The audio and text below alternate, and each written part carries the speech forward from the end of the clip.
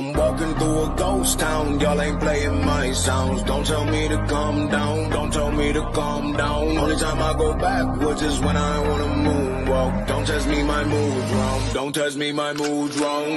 We are who we say that we are. You were lost in the stars, and it's all from the start.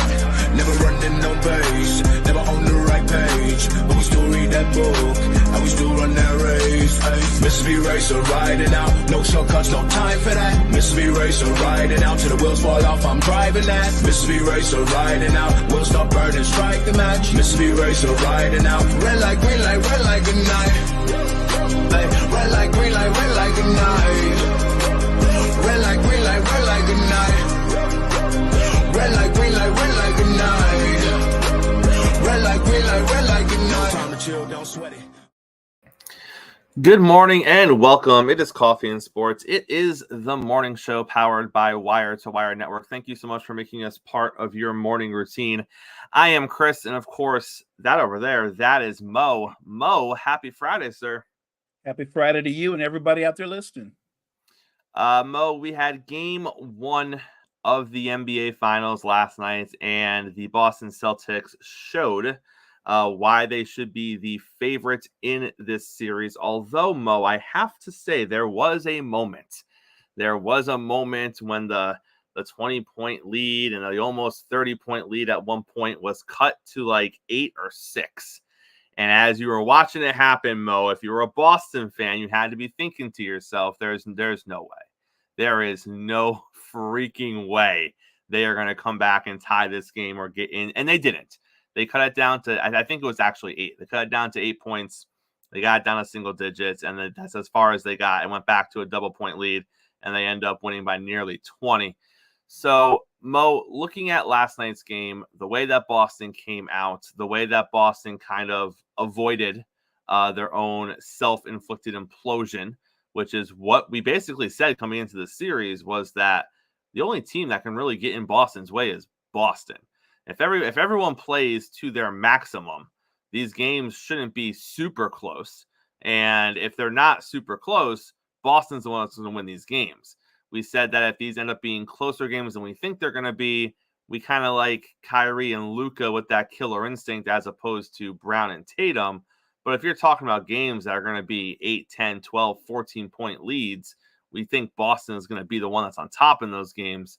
So, Mo, walk me through what you saw from Boston last night.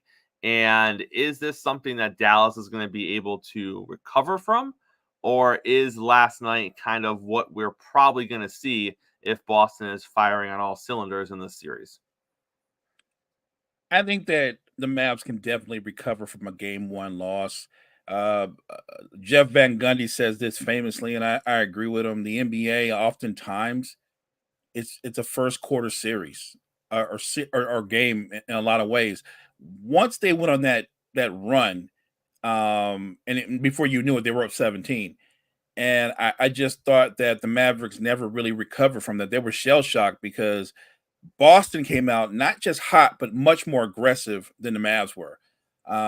Nobody thought Porzingis was going to look as good as he did coming off the bench because you were concerned about the Cavs.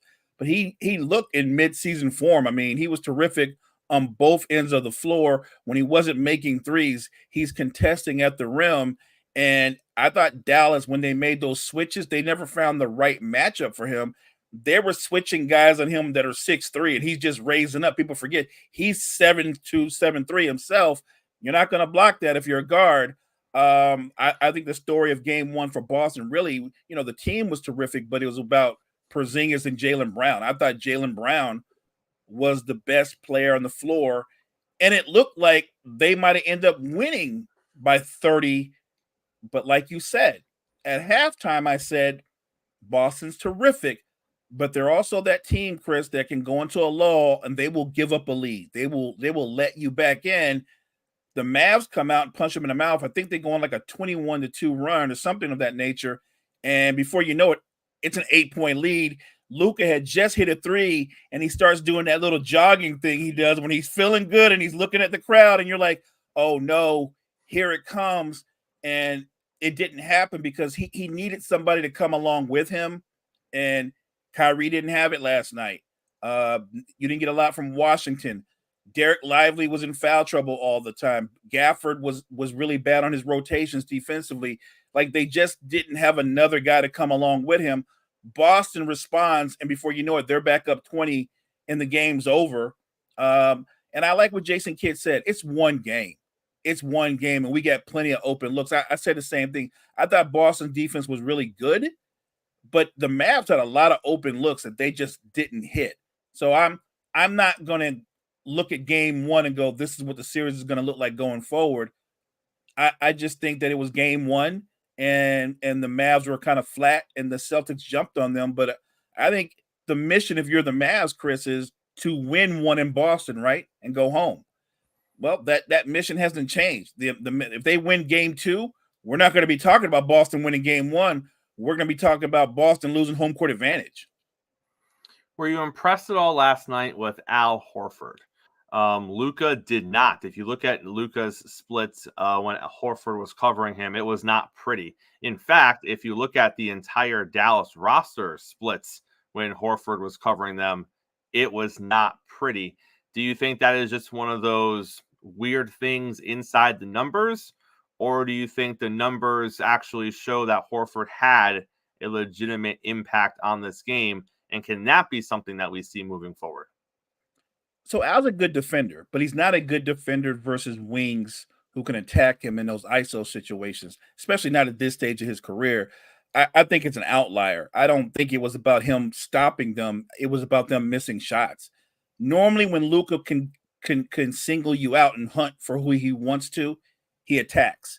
I thought he wasn't aggressive enough versus the Al Horford matchup. Same for Kyrie. I thought they settled oftentimes for jumpers when they should have been more attack the basket mode, and they weren't. So I think going forward, and I'm sure Jason Kidd is saying the exact same thing, when we get a chance to attack Al Horford's ankles, when we get a chance to attack Porzingis' feet, his ankles, because Porzingis is a good rim protector, and he runs the floor well.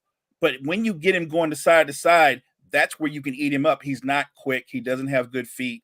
That's where you can attack him. That's where you can attack Al Horford. So, again, it's a good win for Boston. You want to get started at home. Well, they did. Now they have to refocus and try to get game two, because that's the most important game, obviously. You want to be able to go back to Dallas up 2-0 and in total control. And I'm sure Jason Kidd is telling his guys, after we win game two, it's a completely different series. Mo, one of the narratives coming out of game one, if you are Dallas, is going to be, does Luka have enough help to win this series and get a title?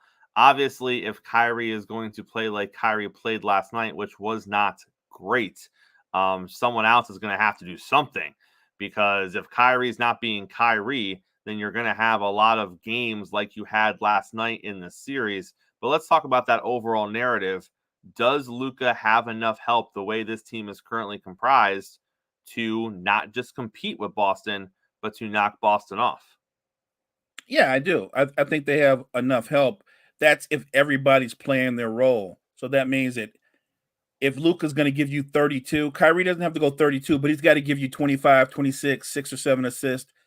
You've got to get good shooting from PJ Washington when the opportunities come. And the duo in the middle of Lively and Gafford, they've got to do what they've done all playoffs long, and that's basically dominate the point with their rim protection, their rebounding, and obviously the lob threat. So I think they have enough. If we came into the series saying, if you said who are the best 4 players, well, we know Kyrie, Luka, Tatum, Brown.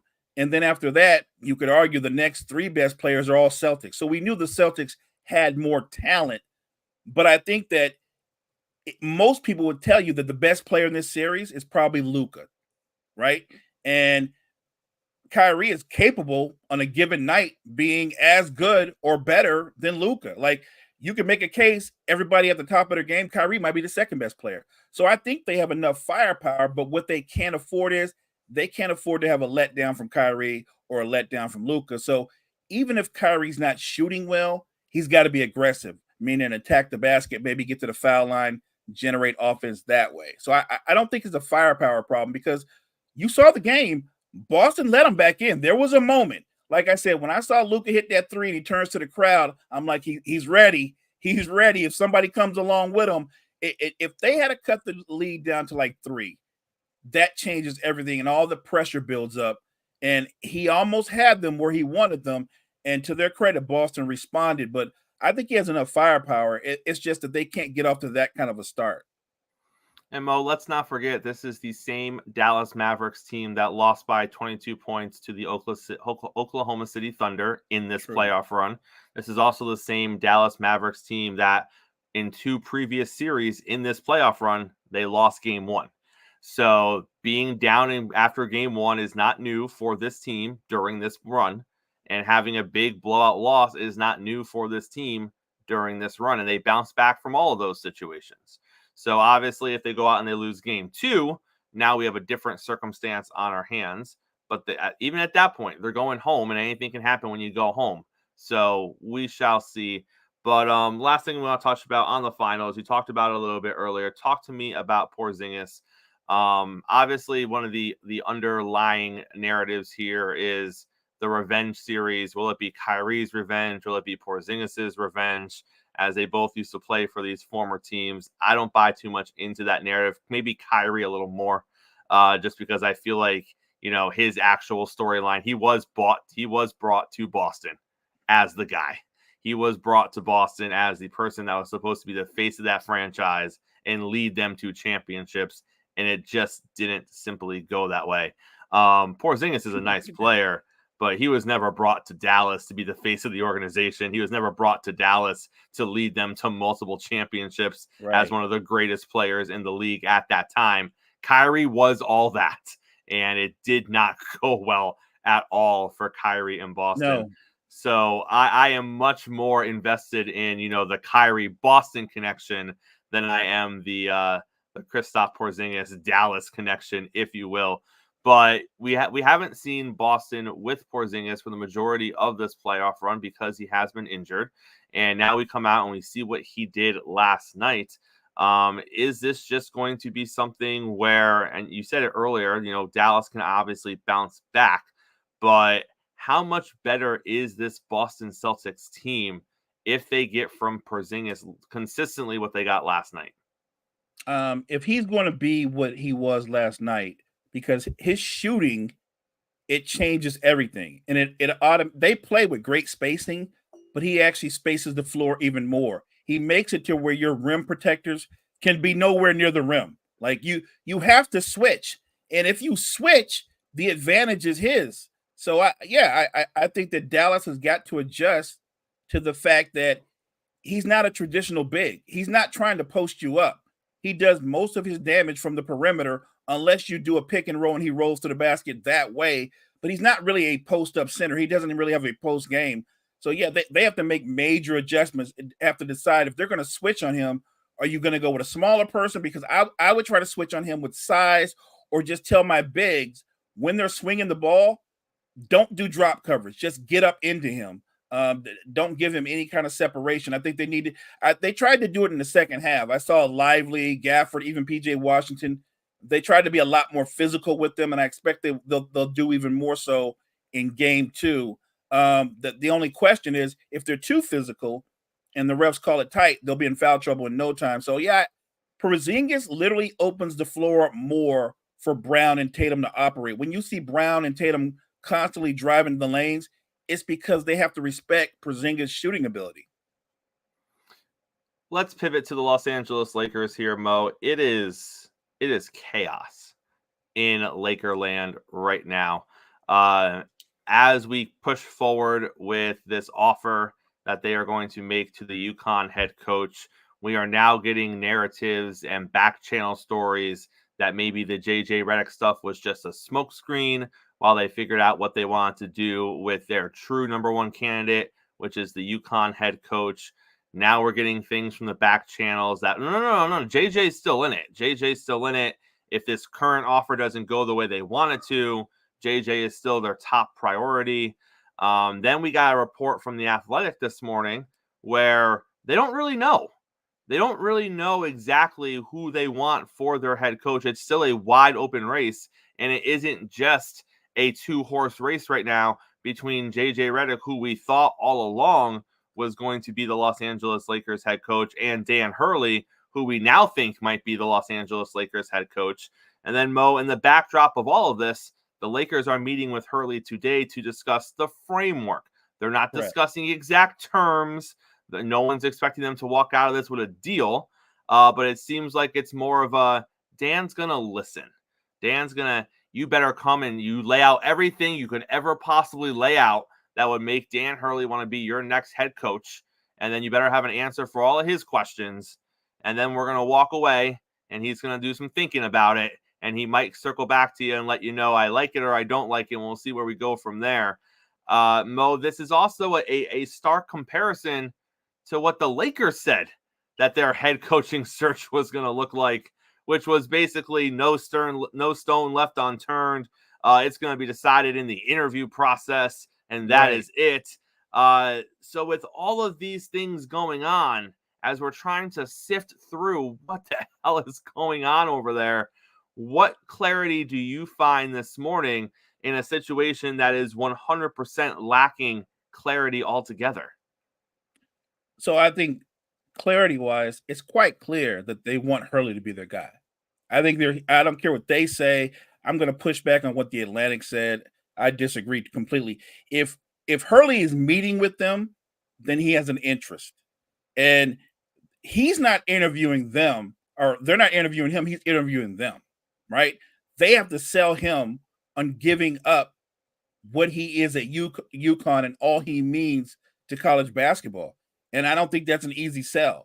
So they better put on an amazing show. So I'm thinking Rob, Jeannie, maybe LeBron or AD. Everybody's going to be there to represent. And they Magic will be there. Magic's been tweeting about it. Yeah. Well, Magic's allowed to be there, but he's probably just, Irvin, let us do the talking. We got this.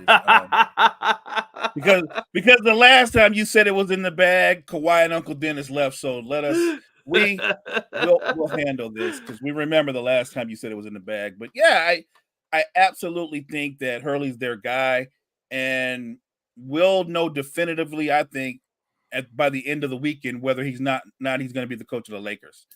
I think that JJ Redick is someone who they're high on, but it's behind Hurley. Like, if Hurley falls through, I believe JJ Redick will become the coach of the Lakers. And I don't think Redick would say, I can't believe they're choosing Hurley over me. I think he would be like, yeah, I'd probably choose Hurley over me. But if they come to him, I think he's going to take the job still. But I think Hurley's their guy. So they're going to put everything they can into trying to sell Hurley on becoming the next head coach of the Lakers, including, as Adrian Wojnarowski said, they're going to put together a massive package, which means by Lakers standards, there's only been a couple of coaches where they paid or overpaid in terms of the league average, and that would have been Phil and way back in the day, even Riley.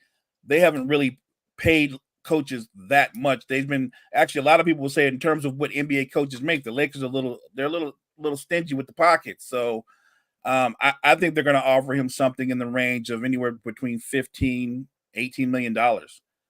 Because my guess is what he makes at UConn is probably close to that. Right. My guess is so they have to up the ante, and it has to be a long-term deal, because I'm sure he's going to come there and be like, yeah, I'm not trying to be like Frank Vogel. I'm not trying to be like Darvin Ham. If you're going to truly commit to me, then you're going to commit to me and we'll go forward, because I can't build everything I want to do around just now with LeBron, because there'll be life after LeBron. I'll still be here, and I've got a vision for where I can take us, but you have to let me do that. And do you think, I mean, you would have to imagine, Mo, that's a conversation Hurley's having. Hurley's not an idiot. He knows the narratives around coaching LeBron James basketball teams. He sees the coaches that LeBron has gone through. He has to at least be of the mindset of, if LeBron comes back for 2 or 3 years and next year isn't great, I don't want my job to be in trouble. You know what I mean? Like, right. He has to be of the mindset of, I need this to last after LeBron. I'm not going to sign on if this is just going to be well, we're hoping LeBron comes back for 2 or 3 more years, and then hopefully things go well for you in those 2 or 3 years. And then, no, if I'm signing on, Mo, I'm like, we'll get through the LeBron years. and it will be what it's going to be. But I need to be here after the LeBron years as we start to rebuild post LeBron. I want to be a part of that. And I want some guarantees that, unless something ridiculously crazy happens, that you're looking that much into the future and not just, well, next year was a mess. LeBron's not happy. You know what I'm saying, Mo? Yeah, look, I'm with you.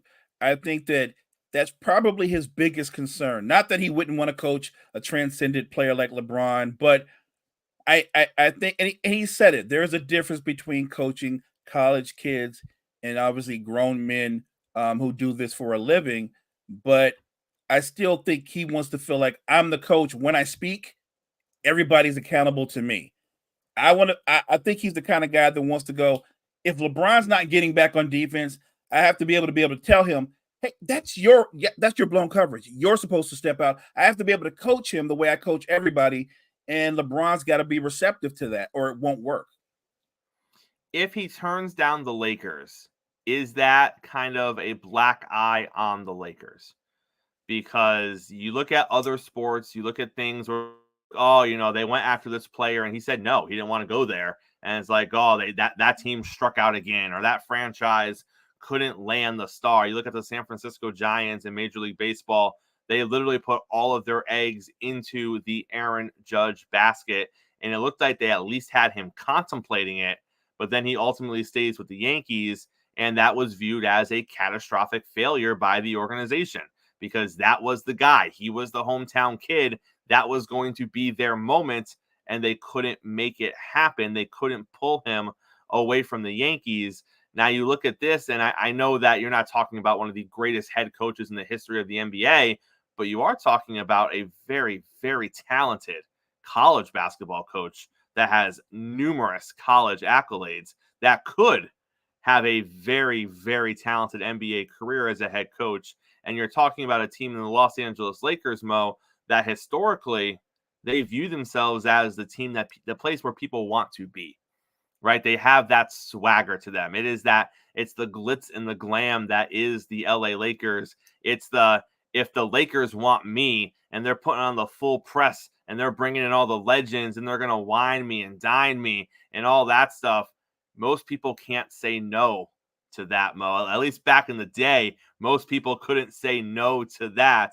Times have changed a little bit. So if Hurley just says, sorry, I appreciate it. I appreciate the dinner. I appreciate everyone you brought out.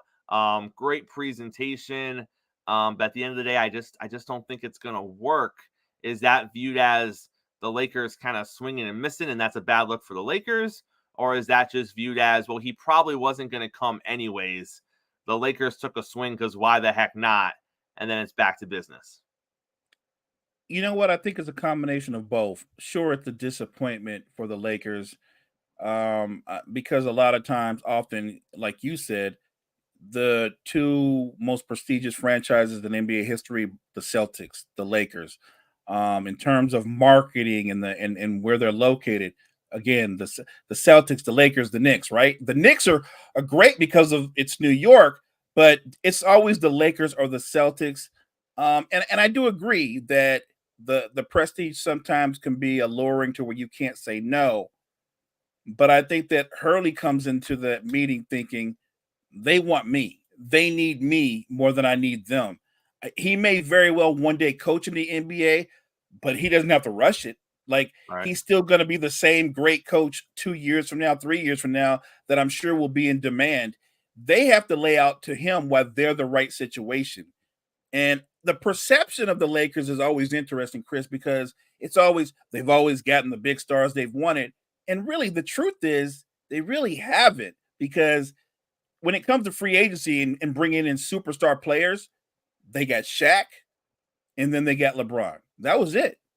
That's a huge gap. That's until there's been rumored to get this guy or get that guy, but they actually don't get what they usually do. What they're famous for, Chris, is pulling off monster trades to get players.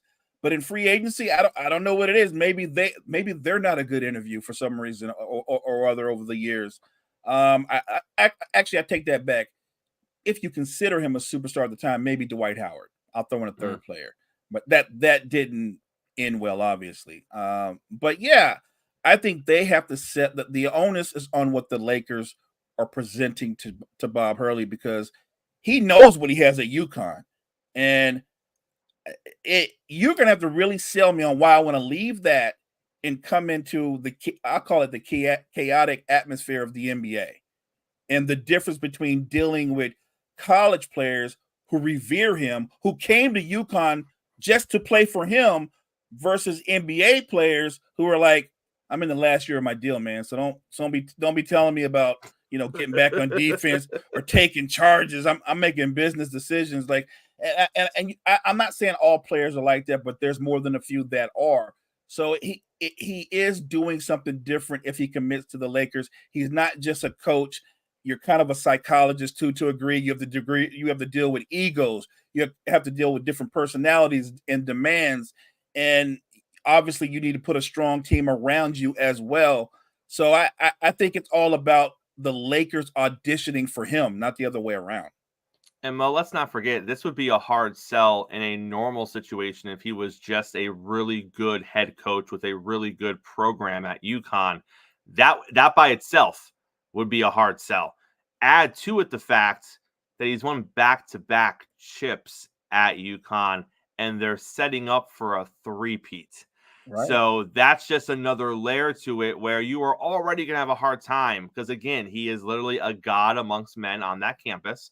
He is revered by everyone for the success of the basketball program. And that would it would be that way if they didn't win back-to-back, if they just won the one last year or 2 years ago.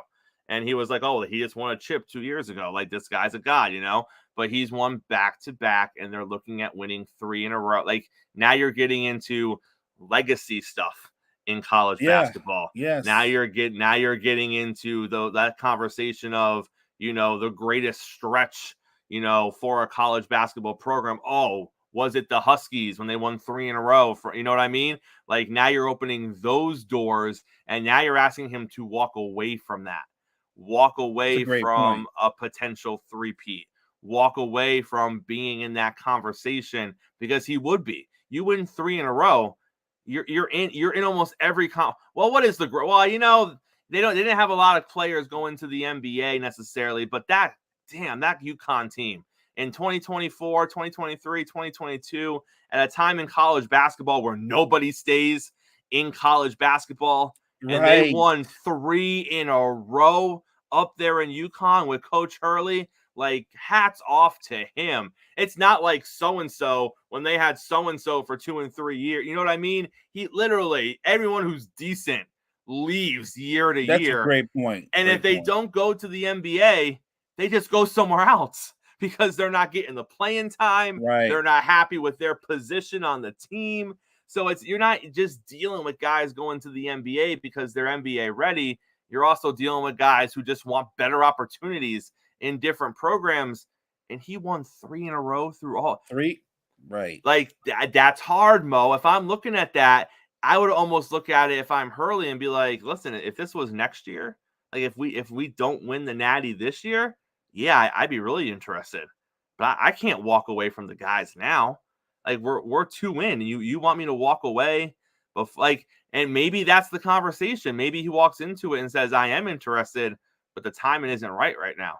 So if this was a couple years from now, I'd be there. But I can't walk away from this program when we're on the verge of a three-peat. You know what I mean? That's a great point. And I don't know if he feels that way. I don't know if he's that loyal to the program, because that some guys aren't, Mo. That some guys are business. You had me for X amount of years. Yep, we just won 2 in a row. That means the next guy is set up. You're welcome. Congratulations. I did you a solid. I did me a solid, and we're moving forward. But other guys have that whole unfinished business. Other guys have that all, well, I want to end what I started. And if he's that guy, if he's the end what I started guy, I don't know if you're going to pull him away from the franchise or pull him away from the college team. No, because like you said, by winning 3 in a row, it launches him into that rare conversation with a guy like John Wooden. And And John Wooden, like you said, he didn't have to deal with guys leaving early. They didn't do that. The guy stayed at least 3 years or longer. So I do think he's already going to be remembered as a great college coach. You win 3 in a row in this era, you're going to be a legend. Completely different stratosphere. And I remember years ago when the Lakers tried to lure Coach K away, and I think what kept him stay put was the idea that he wanted to win more national championships. He wanted to add to his legacy there, and he did. I think that's going to be their greatest hurdle trying to pull him away from UConn is he's got some unfinished business there. Well, let's pivot a little bit to the NFL here. Listen, I am all about being an optimistic football fan. I am all about glass half full when you are looking at your team. I get it. I understand the rah-rah side of it. But, Mo, I am looking at the reaction from Buffalo Bill fans this morning at the signing of Gable Stevenson, who is the former WWE wrestler, former Olympic champion, all right, that did not pan out in WWE, and now he is transitioning to a football career, apparently, and he has signed with Buffalo, and you're hearing all these things. Von Miller says he is a freak athlete. He's so impressed with his athleticism. He's never seen anyone built like him. You know, Buffalo Bills fans, we got the diamond. We got the diamond right here, baby. And I look at it, Mo, and I'm like, listen, do you have probably a world-class athlete? 100%. I believe every bit of the praise that he is receiving, that he is a world-class athlete, okay? But, Mo, he didn't play football. Like, what? Can we just have a legitimate conversation about this? He never played football, I believe, right? I think he played in high school. I think that was how long ago? It's been a minute, right? It's been a minute. He was not a collegiate, and I know, but for every one of those, I can name 3. Great. I can name 1 million. I can name 15,000. I can name 100,000 people that signed with teams that never really played collegiately and thought they could make it, and we've never even heard their names because guess what? They weren't good enough to do that. And I can also think of, Mo, hundreds of world-class athletes that we would all consider to be world-class athletes who are not going to be professional football players. I believe everything they're saying about his build and his quickness and his speed and his dexterity. It can go on and on and on. He's an Olympic gold medalist in wrestling. That is not an easy thing to do. So he is clearly gifted athletically. How many other gold medalist wrestlers or accomplished collegiate wrestlers do we know that just had amazing NFL careers? Wasn't there a guy, I think he wrestled for the University of Minnesota, real big guy, the kind of guy that if you saw on a football field, you would think this guy's going to take my freaking head off. Brock Lesnar. What was his NFL career like, Mo? He had a career? Exactly. Right. Say right. And you probably could find a ton, and I'm sure there are, of guys who played football in WWE, but they realized quickly, like, I'm not going to make a living playing football, right? Right. The Rock had a ceiling. They all had ceilings. Matter of fact, I can name you football players who you can argue their franchise will say they didn't play football. A guy, I'm gonna bring this up for all you Philadelphia Eagles fans. The name Mike Mamula goes into the combine, puts on one of the greatest combine workouts ever, and the Eagles eat it up, draft him. We've got our next great pass rusher, great edge. Mamula was anything but great, was out of the league. And I mean, his combine workout was literally the highlight of his career. That Correct. was it. That was the peak. So yes, he's probably a great world-class athlete. That does not mean he's going to be a great or good football player. or even make the team, by the way. Even make the team. Now he might do the most push-ups and be incredible at feats of strength. That's not the same as playing the game of football, knowing defensive lineman techniques, offensive lineman techniques. You have to know how to play the game. Mo, we're about to go into a couple of places that we don't usually go into on the morning show. One of them, you're just going to be like, oh, okay, that's fine. And the other one, I think I'm going to get you on. The other one, I think I'm going to surprise you on. But we're going to go to the okay one first, and that's we're going to talk a little hockey. We're going to talk a little NHL right now. Yeah. And specifically, we are going to talk about the new expansion team that is coming to Utah because, Mo, they have got it down to 6 names. One of these 6 names is going to be the name for the new expansion team. I'm going to hit you with all 6, and I want to see if they went to Mo and they're like, all right, Mo, it's a dead heat. You got to pick. It's all up to you. Which one are you going with? How would Mo name the newest NHL franchise, Mo? Here is what we have. The Utah Blizzard. The Utah Hockey Club, also known as the That's one of the finishers. Also known as Utah HC. See what they did there? Right. Gotcha. The Utah Mammoth, the Utah Outlaws, the Utah Venom, or the Utah Yeti. If it was up to Mo, where's Mo going? You know, it's funny. When you said Utah, I'm not kidding. The first thing that came in my head was 2 names. It was Rattlers and Outlaw. So I'll go with Outlaws. The Outlaws make the most sense. It does. It's Utah. It makes the most sense. The Yeti thing, I don't get that at all. I don't know. The merch, but the merch would be cool.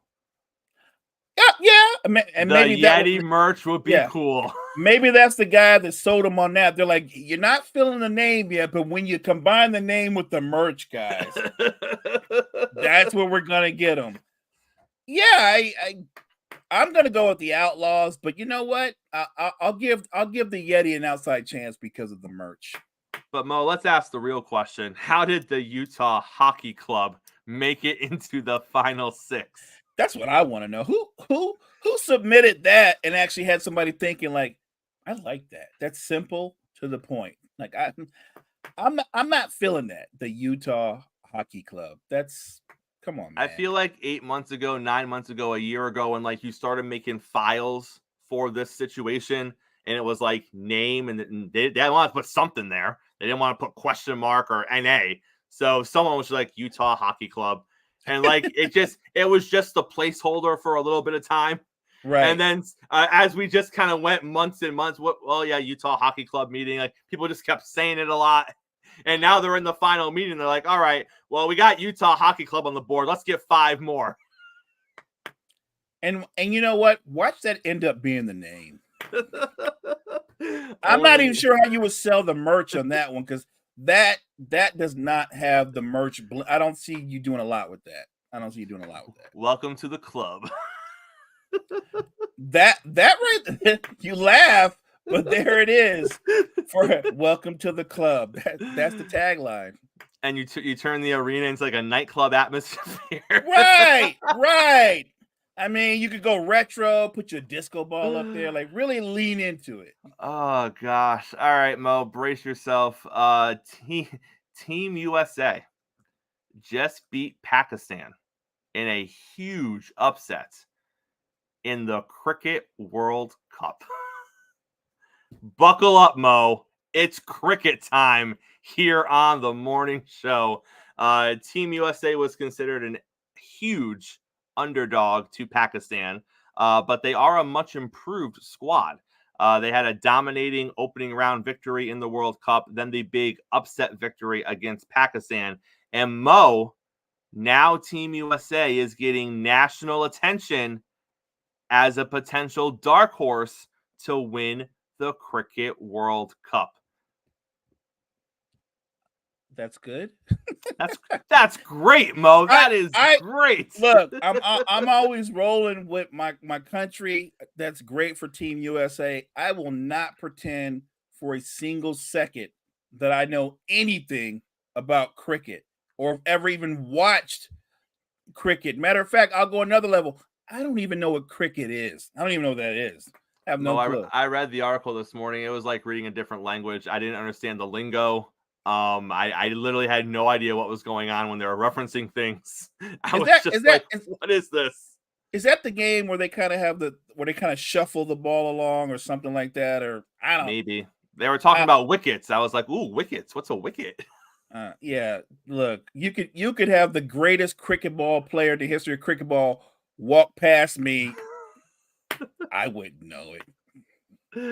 Mo, let's close on this morning. Adam Silver kind of gave a state of the NBA a speech. I don't think it was his official state of the NBA speech, but he was asked basically all the questions you would ask at the state of the NBA address. And he addressed a couple of things I want to touch on. The first one is he addressed Caitlin Clark, because who isn't talking about Caitlin Clark right now? And he didn't touch on it for long, but he did say that he saw the situation over the weekend and that he just wants every player to be called fairly. That is what he said. So, Mo, read between the lines. If he's saying that he wants Caitlin Clark to be called fairly like every other player, clearly he didn't think that was a fair call. So, did he need to comment on Caitlin Clark? I mean, he has a right to. He is the commissioner of the NBA. But I don't think him saying that helps things. I don't think that it's almost tantamount to somebody like being called a narc, right? Like it's not like everybody involved doesn't know the situation. He could have just simply said that she's got a lot of great potential. She's just going through the process of being a rookie or something generic like that. You dive in there and you start saying stuff like, I want her to be now you're implying like the refs aren't giving her a fair whistle. Like, don't do that, man. You're actually not making things better. You're making things worse. Don't do that. And he opened that way. He opened with, every rookie faces a lot of growing pains. Every rookie kind of goes through those trials and tribulations. And we're like, great, that's exactly what she's going through. But then he closed it with, I just want her to be treated fairly. And then you're like, oh gosh, no. Don't end on that note, because now you're implying that she's not being treated fairly, Mo. Right. Somebody on his team was like, we told you don't go off script. Right, just read the lines. There was two lines for her. Right. That's it. Right.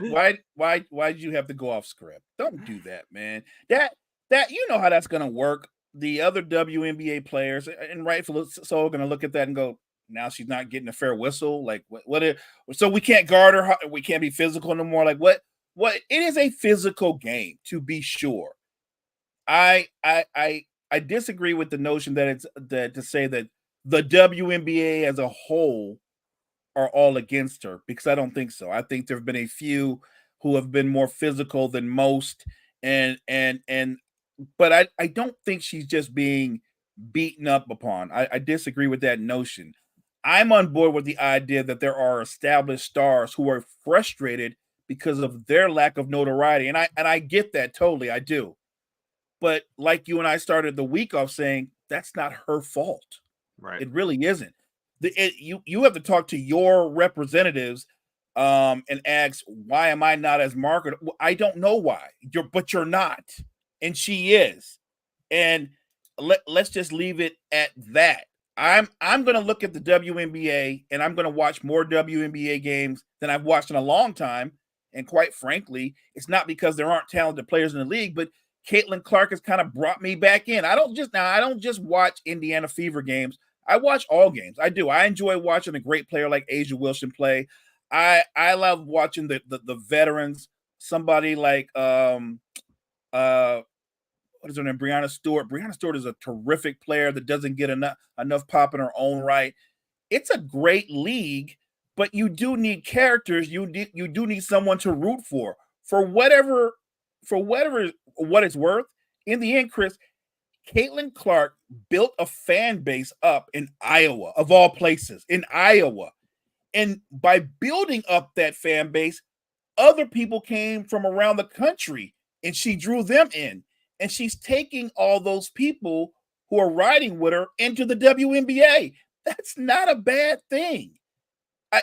She doesn't need to be babied. She doesn't. I would say that my problem with the cheap shot was it was a cheap shot, and there were people trying to defend it saying it was good, hard basketball. Getting a running start and hitting somebody from behind is not a basketball play. It's just a dirty play, point blank, period. You can be physical as you want within the boundaries of the game. But Commissioner Silver coming out and doing that goes back to what I just said. Don't baby her or imply that, because it's a bad look. Also, a number that was released earlier this week, viewership for the NBA, by the way, is up across the board. Let's start there. But viewership with games that Caitlin Clark plays in is just over 1 million viewers per game. Viewership with games that Caitlin Clark does not play in is just over 440,000 per game. Numbers are numbers. What we said was she moves the needle. And when you're looking at the people who are tuning in, she does move the needle. But the point here, Mo, is numbers are up across the board. So if numbers are up across the board, the WNBA better be figuring out a way to keep those people from leaving, keep them coming back to watch the games. That means numbers are up for games she's not in as well. So other people are doing stuff too. Keep them coming to watch the games. I want to see. I don't care how bad the Fever are. I don't care if they're 1-7 or 1-8 or wherever the heck they are right now. I want to see when Caitlin plays whoever, take whoever the best person is on that team. I want to see the hype video going into that game, on social media and on ESPN or whatever. Like, use it to your advantage. Start creating other names in this league that people don't know right now, and say, oh, Caitlin Clark is going against so-and-so tonight. What's it? You know what I mean? Just start putting other names out there that we don't know, the casual fan doesn't know right now. And just because, think about it this way. If you have never watched pro wrestling before and you just turn on Monday Night Raw, you have no idea what's going on. You just start to pick up cues, right? Oh, they're cheering for this person. Oh, they're not cheering for that person. This person is light. This person is, okay, got it. We don't like him. We do like him. Oh, that guy looks pretty big, and he's tossing that guy around. So that guy is clearly like a monster type figure, and that guy's like a nobody. Right. Got it. Oh, this guy's in the ring talking. He's kind of funny. Oh, this guy just came out. He got a huge ovation. They must be kind of equal, right? Like, I don't really know who either of them are, but now this guy who just perceived himself to be this huge big shot, now he's acting all scared. So this guy must at least be as good as he is. Correct. Mo, I still know nothing. I'm only an hour into Monday Night Raw. I've never watched wrestling before. I'm just making observations. That's what you need to do for casual WNBA fans right now. Just give them little tasty treats like that. Oh, this is the biggest name on this team. Got it. So every time the Fever play this team, even though I haven't heard of anyone on their team before, this is the girl I should be looking for because she is their Caitlin Clark. Agreed. Now I know. And as long as you are doing that and you're planting those names and you're doing that for every single team, obviously Chicago doesn't need it. They got Angel over there. They're good to go. But there are teams that do need that. There are teams where if you are just a casual, you don't know who their best player is. And you could put their starting five up on the board and you'd be like, I don't know. What team is that? So if the WNBA can just start saying, yeah, the Fever are playing so-and-so tonight, and you better watch out and just give me one name on the other side, that's how you're going to get casuals. Like, I know her. She plays I don't know what team she plays on, but I know she plays in the WNBA because you've heard her name enough throughout the season. This is true. So I'm with you. Market her fellow rookies like a Cameron Brink. Market the proven veterans like a casuals don't know who Diana Taurasi is. They don't. But she's been a great player for years. But market all those and hype up those matchups, like you said, when Caitlin comes to town, because not only are you going to watch her, you're going to find out, wow, there's some really good players that play for this team and for that team. And that's how you bring even more fans in, because guess what? Casuals will pick their own favorites, right? Maybe Caitlin brings them in, and then they see other people play and they're drawn to that player, their game, or maybe how they look or come across. That's what the WNBA should be doing. Almost taking a page from the WWE and creating little mini storylines, if you will. Because, Mo, I'm going to tell you right now, the issue the WNBA is going to face, and it's already an issue for them because their playoffs are at literally the worst time in the sports calendar. But the issue they're going to face is that Caitlin Clark is not going to be in the WNBA playoffs because her team is not very good. So what's going to happen is you're going to build up all of this momentum and all of this success and all of these numbers throughout the WNBA season, and then your playoffs are going to hit, and Caitlin Clark's not going to be there. And what you don't want is your playoff numbers fall off a cliff because Caitlin Clark is not playing in the playoffs. So what you need to do is you need to start getting some of those other names out there to the casuals, even if it's because they don't like them, even because you know how sports work. Oh, Caitlin's not in the playoffs, but I'm going to tune into this Chicago series because I want to see someone put Angel on the floor. Great. If you're the WNBA, fine. Tune in. Watch playoff basketball because as you're rooting against Angel Reese, you're going to start learning some of the other players on that team because you want them to win. That's what you cannot have happen, Mo, is those numbers just disappear because she doesn't make the playoffs. No, I agree. I think you have to, like you said, it's about promotion. And there's the players you love. And to your point, there's the players you love to hate for whatever reason. But I would magnify that because, right, obviously the Fever are not going to be in the playoffs. As soon as you said that, I started thinking like, so what you're telling me is they need their own in-season tournament, right? That's what you're saying. Right. They need something. I mean, they wouldn't win that either, but they wouldn't, but it would be another way to kind of highlight them and bring them. You know what I'm trying to say? Like I'm just trying to build up the league. Yep, 100%, 100%. All right, let's close with this. One of the other things that Commissioner Silver said is that they are looking into expansion and they would love to expand the NBA. They talked about making it more global. They talked about adding another team in Canada potentially. But one of the things that Commissioner Silver said was he would be concerned about bringing in 2 more teams, 1 to each conference, because that's essentially bringing in 35 more players because you have to fill out the rosters on those teams. And Mo, he basically said, I don't want to water down the current talent pool. I don't want to thin out the talent that we currently have on our teams in the league because you can create 2 more teams easily. He goes, but at that point, who's playing for them? Where are these players coming from? So, Mo, I think he has a valid point because, you know, you could look at it and say, well, you're going to have an expansion draft and they're going to pull, you know, some guys from all the current teams and those teams will just go get some more depth on the back end from the G League or wherever they're going to get it from. But that's kind of his point because, yes, teams aren't going to lose superstars to the expansion teams, most likely. We've seen weird things happen in expansion drafts where teams are like, finally, we can get rid of this play. Let's unload him. He can go play for the expansion team. But generally speaking, you're not going to have transcendent players leaving franchises in the expansion draft. But he does bring up a good point because if he feels like, and we talked about this before, there is no dominant team or dominant couple of teams in the league right now. You essentially have a handful of really good teams and then a handful of good teams. And the good teams can beat the really good teams and the really good teams can lose to the good teams. And that's where we are.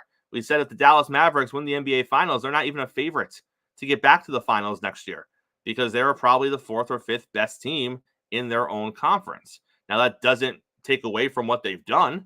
It just means that we didn't think they were NBA Finals material, but the fact that they got there shows you that when injuries or certain things happen a certain way, they're all close enough to where a team that was perceived to maybe be the 5th or 6th best team in the West can get into the finals. Right. Now you start taking away, you know, depth pieces or maybe, you know, the 4th or 5th starter on that team and give them to the expansion teams.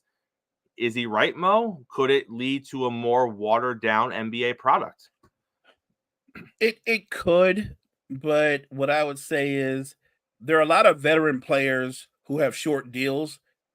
Maybe you get some of those veteran players who are, and I'm talking about stars. They're older stars, but maybe they embrace the idea of being part of the new franchise, being the expansion teams, and I think they can be respectable that way. Um, Look, you can argue that some of one of the expansion teams, if you get the right players, they might already be initially as good as the Fever are. You know, I'm just being real. Indiana's got a lot of work to do upon roster construction. They really do. So I understand his concern, but I think there's enough talent in the league. There's certainly enough talent. There's a lot of great players, Chris, and you know this, that they currently play overseas because they make more money overseas. Maybe you can lure some of them back and be part of those expansion teams as well. So I don't think there's going to be a talent shortage at all. Great show on a Friday, Mo. Take us to the weekend, sir. Appreciate you guys joining us this whole week. Make sure you check out all the great content that we have at the Wire to Wire Network. Wire to Wire Network. We appreciate you guys. We're back here on Monday. We'll break down all of the NBA action from the weekend and get you ready for the next game in the series. We're also going to have JG here talking Major League Baseball, all of that and more. Coffee and sports. It's the morning show, powered by Wire to Wire.